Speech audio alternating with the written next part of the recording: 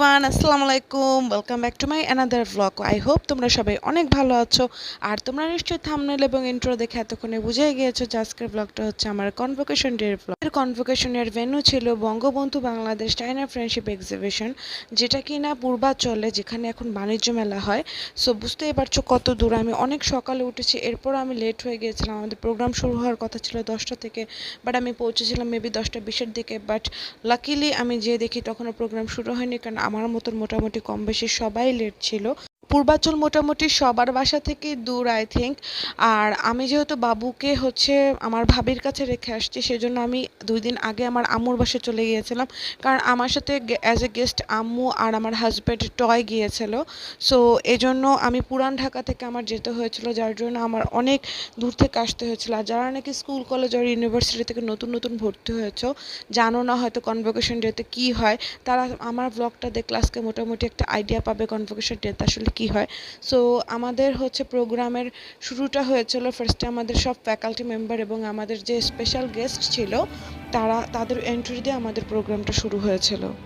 এন্ট্রির পরে আমাদের জাতীয় সঙ্গীতের মাধ্যমে এবং কোরআন তেলাওয়াত করে আমার প্রোগ্রামটা স্টার্ট হলো। দেন আমাদের যে স্পেশাল গেস্ট ছিল তারা তাদের স্পিচ দিল। আর আমাদের স্পেশাল গেস্ট হিসাবে ছিল চ্যান্সেলর, প্রতিনিধি হিসাবে ছিলেন প্রধানমন্ত্রী, শিক্ষা এবং সংস্কৃতি উপদেষ্টা ডক্টর কামাল আব্দুল নাসির চৌধুরী, ডক্টর মোহাম্মদ আলমগীর এবং founder of bKash and CEO Kamal কাদের।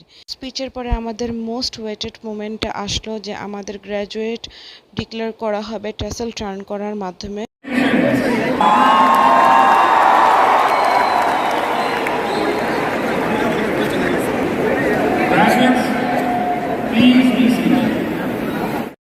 যদি এই জিনিসটা না জেনে থাকেন, এখন আমি বলে দিই।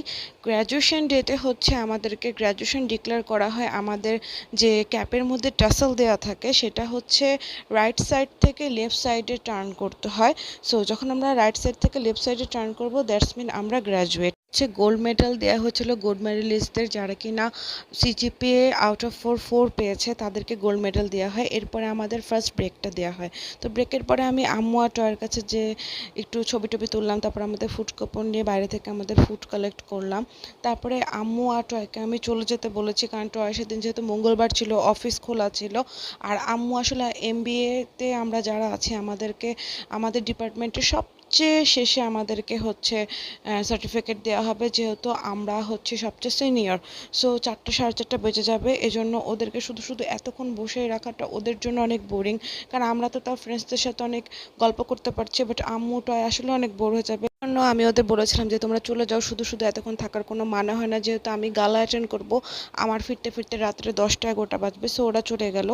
আর আমি যেহেতু আগেও বলেছি যে আমার কনভোকেশনে আমার সবচেয়ে ক্লোজ ফ্রেন্ডরাই নাই। সো এর মধ্যে একজন হচ্ছে মামুন, ও হচ্ছে এখন ইউএসএতে চলে গিয়েছে। সো ও জানতো নভেম্বরে কনভোকেশন, তো ও প্ল্যান করছিল যে তখন চলে আসবে, বাট এর মধ্যে মে মাসে আমাদের কনভোকেশনটা হয়ে যায়। দুধের স্বাদ ঘোলে মেটানোর জন্য মামুন হচ্ছে ওর গাউনগুলো ইউএসএতে নিয়ে ওখানে ফটোশ্যুট করেছে। সো আমি ওর এই ভিডিওটা আমার ব্লগের মধ্যে অ্যাড করে একটু ওকে মানে একটা মেমোরি রেখে দিলাম। সো ও বাংলাদেশে থাকলে আমাদের কনভোকেশনের মতোটা আরও আমার জন্য ডাবল হয়ে যেত।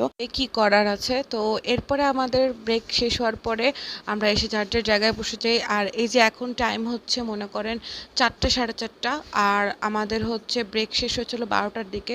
এতক্ষণ পরে আমাদের ডিপার্টমেন্টের মাত্র সার্টিফিকেট দিয়ে স্টার্ট হয়।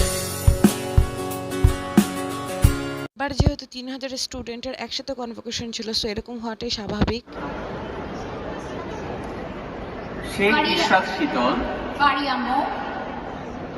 পাওয়ার পরে এই স্পেশাল মোমেন্টে আমি আরেকটু বেশি খুশি হয়ে যাই, কারণ আমার এমবিএ লাইফের সবচেয়ে আমার প্রিয় স্যার জিয়া স্যার সেখানে নিচে দাঁড়িয়েছিল। সো আমি সার্টিফিকেট নিয়ে নামার পরে সাথে সাথে স্যারকে দেখে এত খুশি হয়ে যাই। আর আমার সাথে যেহেতু তখন কেউ ছিল না, মানে আম্মু টয়েরা চলে গিয়েছিল, সো আমার ফ্রেন্ড মৌয়ের বাবা হচ্ছে ভিডিওটা করে দিয়েছিল সার্টিফিকেট নেওয়ার সময়। সো আঙ্কেলকে আর মৌকে অনেক থ্যাঙ্কস।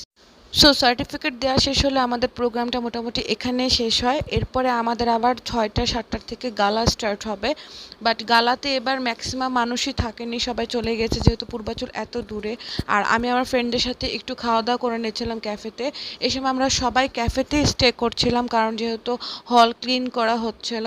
আর এই সময় পরিচিত অনেকের সাথে দেখা হচ্ছিল, সো খুব ভালো লাগছিল। আর আমি আমার এই ড্রেসটার উপরেই সকাল থেকে আমার গাউন পরেছিলাম, সো আমি ড্রেস চেঞ্জের ঝামেলা নিইনি। সো ফাইনালি আমরা ভিতরে এন্ট্রি করলাম, আর আমাদের প্রোগ্রামে আসছিল বাপ্পা মজুমদার। সো বাপ্পা মজুমদারের গান শুরু হয়ে গেল, সবাই এত এক্সাইটেড ছিল।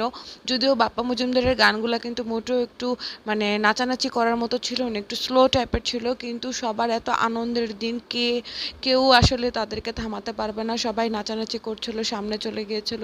আমিও খুব এনজয় করছি, আমার ফ্রেন্ড মৌ চলে আসছিল, মৌ আর আমি মিলে খুব এনজয় করছিলাম।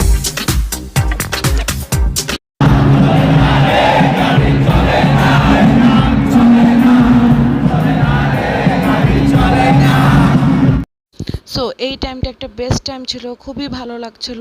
বাট মনের মধ্যে এরকমও কাজ করছিল যে এতদিন ধরে মনে হচ্ছিল যে কনভোকেশন হবে হবে। সো ফাইনালি এটা শেষ হয়ে গেল, মানে স্টুডেন্ট লাইফের সব কিছু শেষ, শিক্ষা জীবনে আর কিছু বাকি রইল না।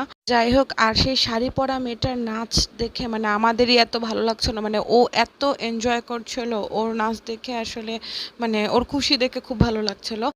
আর কনসার্টে কিন্তু অনেক মানে মাত্র 5-6টার মতো গান গাওয়া হয়েছিল, এরপরে শেষ করে দেওয়া হয়েছিল যেহেতু প্রোগ্রামটা আমাদের সকালে লেট হয়ে গিয়েছিল শুরু হতে। সো এটা খুব তাড়াতাড়ি শেষ করে দিতে হয়েছে, কারণ তখনও ডিনার বাকি ছিল। সো যেহেতু পূর্বাচল অনেক দূর, সবার রাত্রে ফিরতে হবে, সো সবাই তাড়াতাড়ি ডিনার করে মোটামুটি 10:15 10:30টার মধ্যে সবাই বের হয়ে গিয়েছিল। সো আমি 10টার মধ্যে বের হয়ে গিয়েছিলাম, 11টা বাজে বাসায় পৌঁছে গিয়েছিলাম মোটামুটি।